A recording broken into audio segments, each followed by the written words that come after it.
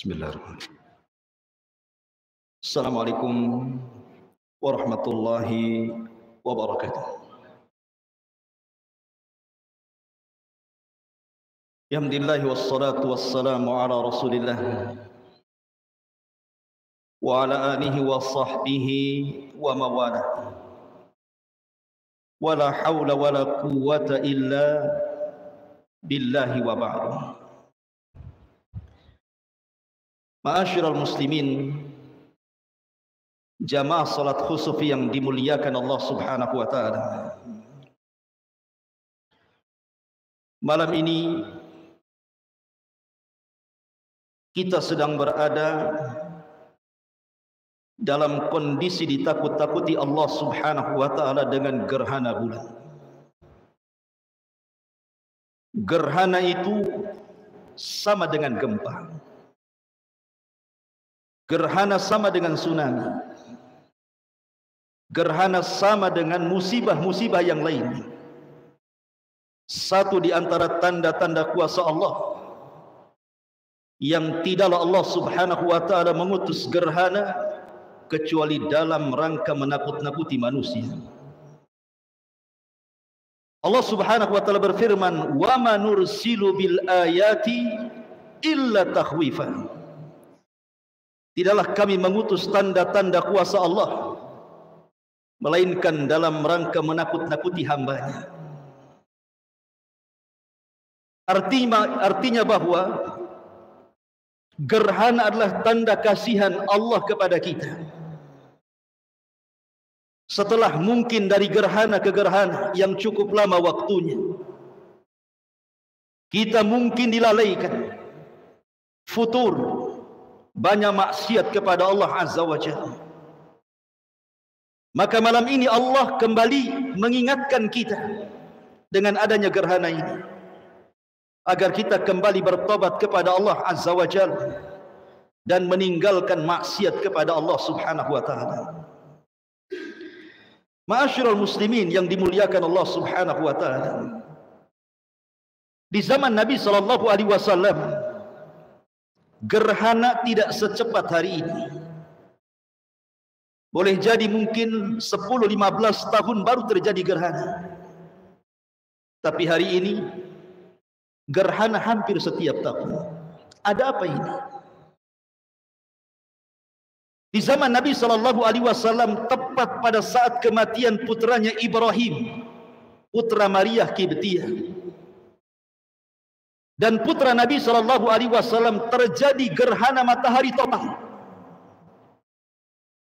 Maka Nabi sallallahu alaihi wasallam bergegas dari rumahnya, sampai ada yang lupa yang dibawa Nabi sallallahu alaihi wasallam saking ketakutannya.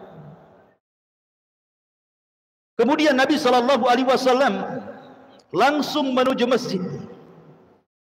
Kemudian memerintahkan para satu sahabat dan mengatakan, as-salatul jami'ah, as-salatul jami'ah. Begitulah tanda panggilan salat gerhana.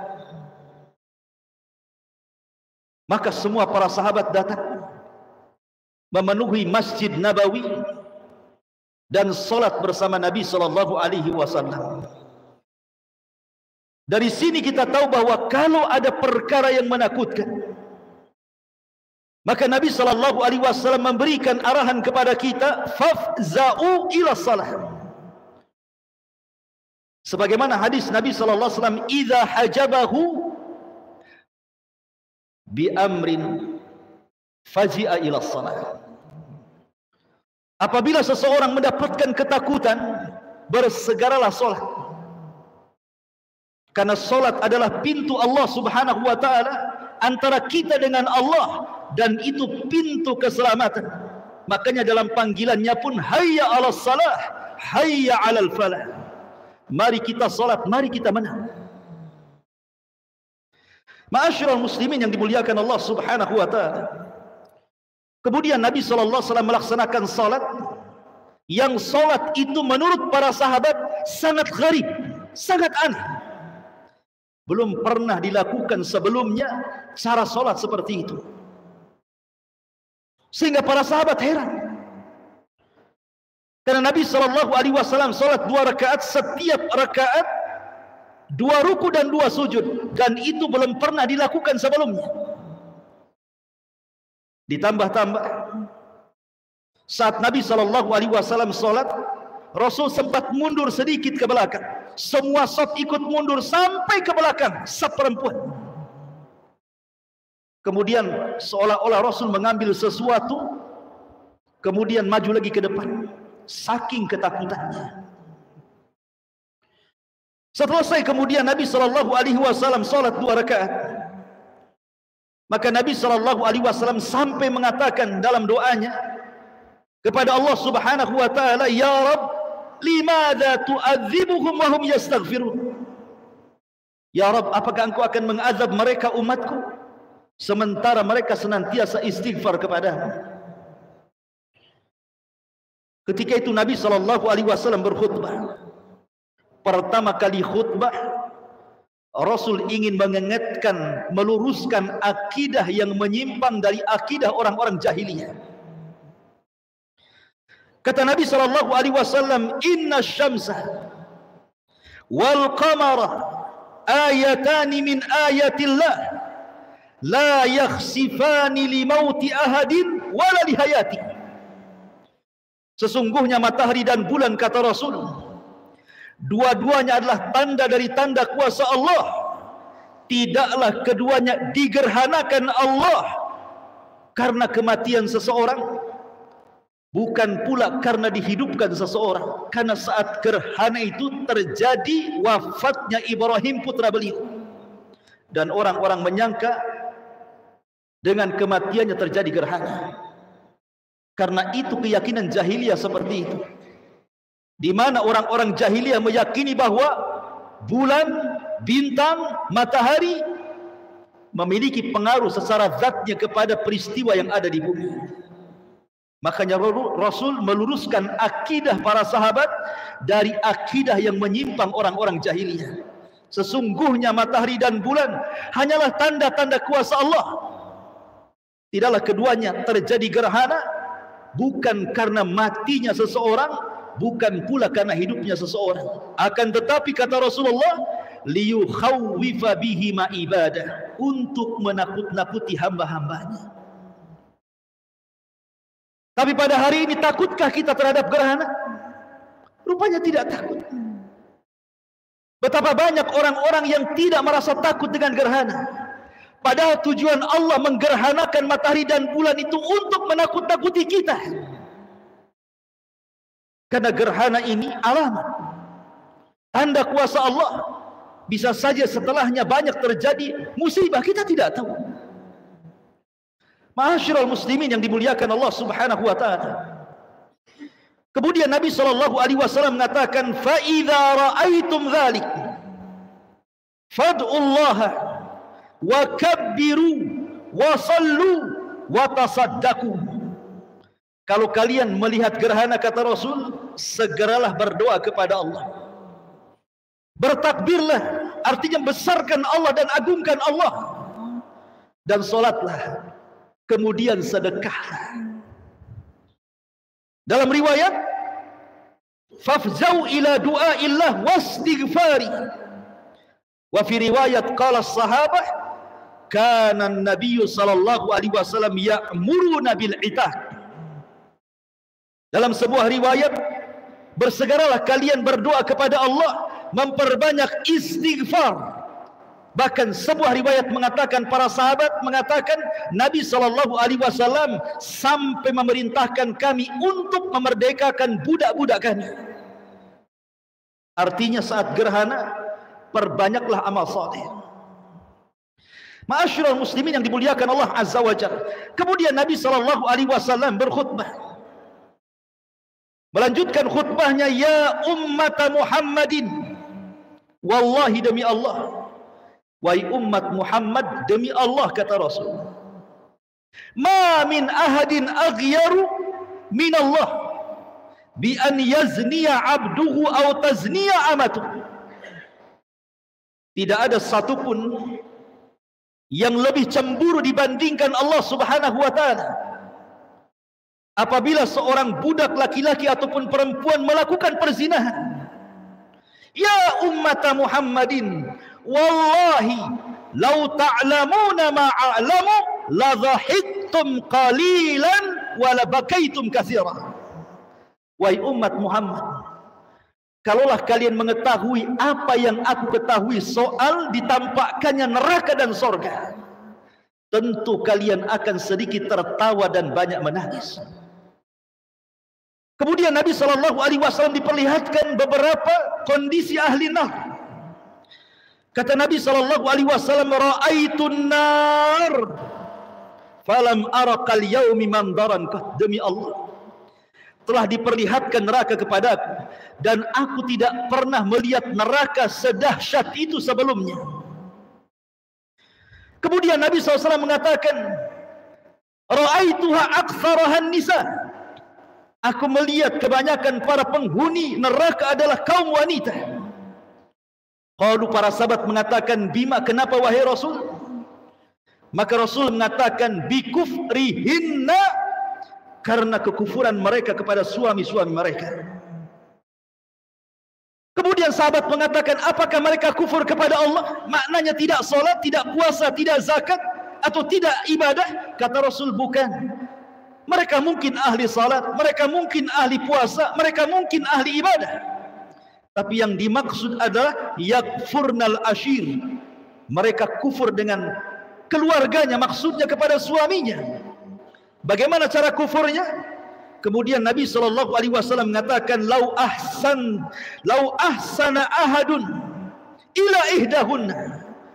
Kalau salah seorang di antara kalian, lau ahsana ahadukum, kalau salah seorang di antara kalian berbuat baik kepada salah seorang dari istrinya, ad-dahra, sepanjang masa, summa ra'at minka syai'an qalat ma ra'aitu minka khairan qat.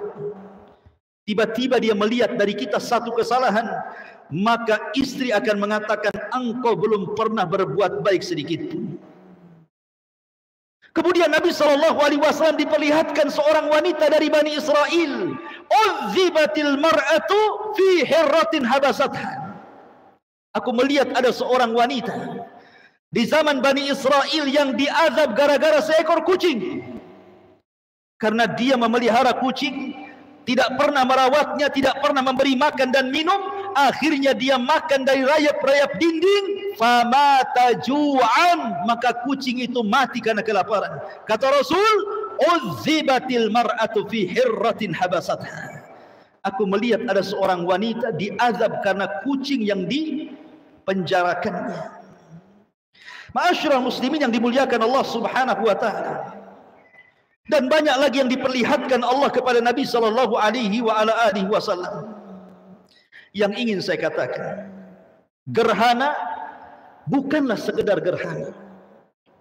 Karena gerhana itu akan lewat setiap 1 tahun, 2 tahun sekali.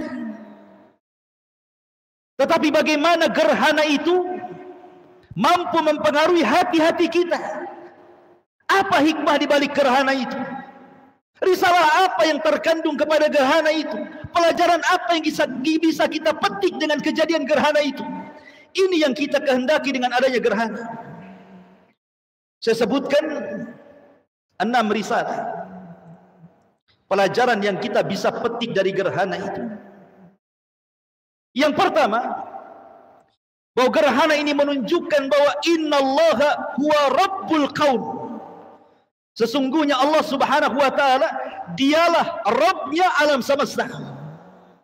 Sekehendak dia menggerhanakan bulan, menggerhanakan matahari.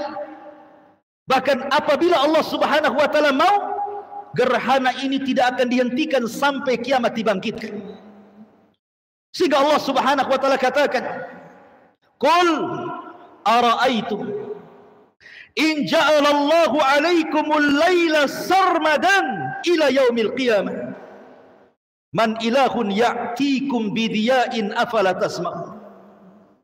Katakan ya Muhammad, bagaimana pendapat kalian jika Allah Subhanahu wa taala menggelapkan alam semesta ini? Seandainya gerhana bulan tidak dihentikan sampai kiamat, Mungkinkah ada Tuhan selain Allah yang bisa mendatangkan cahaya? Mustahil. Tidak ada. Tapi Allah subhanahu wa ta'ala masih mengasihi hambanya, masih juga menerbitkan matahari di pagi hari. Ma'asyiral muslimin yang dimuliakan Allah azza wa jalla. Yang kedua, ada risalah akidah di sini. Karena tadi saya sudah katakan di awal bahwa terjadi gerhana, kemudian Nabi SAW meluruskan akidah orang-orang jahiliyah. Karena orang-orang jahiliyah itu mereka sangat meyakini bahwa bintang-bintang, matahari dan bulan itu mempengaruhi secara zatnya peristiwa-peristiwa bumi. Makanya Rasul mengatakan bukan, matahari dan bulan itu tidak membawa pengaruh kepada peristiwa bumi. Bukan karena matinya seseorang atau karena hidupnya seseorang. Tidaklah kedua digerhanakan matahari dan bulan itu kecuali hanya menakut-nakuti hamba-hambanya saja. Tidak lebih daripada itu. Maka Rasul meluruskan akidah. Kemudian risalah yang ketiga, bantahan kepada orang-orang Majusi. Karena orang-orang Majusi menganggap bahwa Tuhan itu ada dua. Ada Tuhan nur cahaya dan ada Tuhan zulumah kegelapan. Sehingga sebagian mereka menyembah matahari dan itu sebagai Tuhan cahaya, dan sebagian mereka menyembah bulan karena itu Tuhan kegelapan. Maka Allah bantah dalam Al-Quran, la tasjudu lisyamsi wala lilqamar wasjudu lillahi alladhi khalaqahunna in kuntum iyyahu ta'budun. Jangan kalian sujud kepada matahari, jangan pula sujud kepada bulan, sujudlah kepada zat yang menciptakan keduanya. Kemudian yang keempat, gerhana juga risalah terhadap mereka orang-orang yang membiasakan melakukan dosa besar. Lihat Nabi SAW katakan di awal tadi, tidak ada siapapun yang lebih cemburu dengan Allah subhanahu wa ta'ala saat melihat ada seorang hamba laki-laki ataupun perempuan kemudian dia berzina. Artinya risalah kepada para pelaku dosa besar, khususnya orang-orang yang suka berzina, dan juga dosa-dosa besar yang lainnya, bahwa kerusakan di permukaan bumi ini itu disebabkan maksiat kepada Allah subhanahu wa ta'ala. Kemudian risalah yang kelima, ada risalah tadzkiriyah. Risalah mengingatkan kita bahwa gerhana ini mengingatkan kita dengan dekatnya hari kiamat. Karena di antara tanda-tanda dekatnya kiamat adalah terjadi gerhana. Khasfun wa maskhun wa qadhfun, kata Rasulullah. Terjadi gerhana, hujan batu, dan manusia dirubah sifatnya menjadi sifat binatang. Artinya dengan gerhana itu diingatkan bahwa berarti dengan seringnya gerhana menunjukkan lebih dekat kepada kiamat. Dan kita diingatkan. Dan yang terakhir, ada risalah ingzar. Ada risalah ingzariyah, bahwa kita sedang ditegur, bahwa kita sedang diperingatkan oleh Allah subhanahu wa ta'ala dengan gerhana ini. Karena Allah subhanahu wa ta'ala katakan, wa ma nursilu bil ayati illa takhwifa. Tidaklah kami utus tanda-tanda kuasa kami kecuali dalam rangka menakut-nakuti hamba-hambanya. Dan Allah subhanahu wa ta'ala mengatakan, fa idza barikal basar wa khasafal qamar wa jumi'a asy-syamsu wal qamar yaqulul insan yawma idzin ainal mafar kalla la wazar ila rabbika yawma idzinil mustaqar. Apabila pandangan-pandangan manusia terbelalak karena ketakutan pada hari itu, wa khasafal qamar, dan bulan digerhanakan. Artinya digelapkan. Tidak ada cahaya bulan, matahari gelap, bulan gelap. Tidak ada satupun bintang yang muncul saat gerhana bulan. Wa jumi'a asy-syamsu wal qamar. Dan ketika Allah kumpulkan matahari dan bulan, yang ketika itu tidak mungkin bertemu, tapi pada hari kiamat dipertemukan, manusia akan mengatakan pada hari itu, kemana tempat lari? Kalla la wazar, tidak ada tempat berlindung.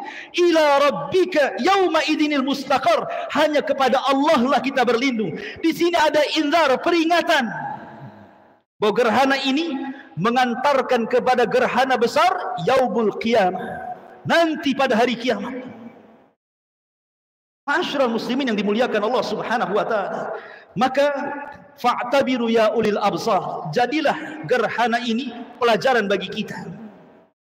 Abdullah ibn Mas'ud radhiyallahu anhu dinukilkan al-Imam At-Tabari ketika memberikan catatan kepada ayat wa manursilu bil ayati illa takhwifa, tidaklah kami mengutus tanda-tanda kuasa kami dalam rangka kecuali dalam rangka menakut-nakuti. Kata Imam At-Tabari rahimahullahu taala, innallaha yukhawwifun nasa bima syaa min ayatin la'allahum ya'tabirun aw yadhakkarun aw yarji'un.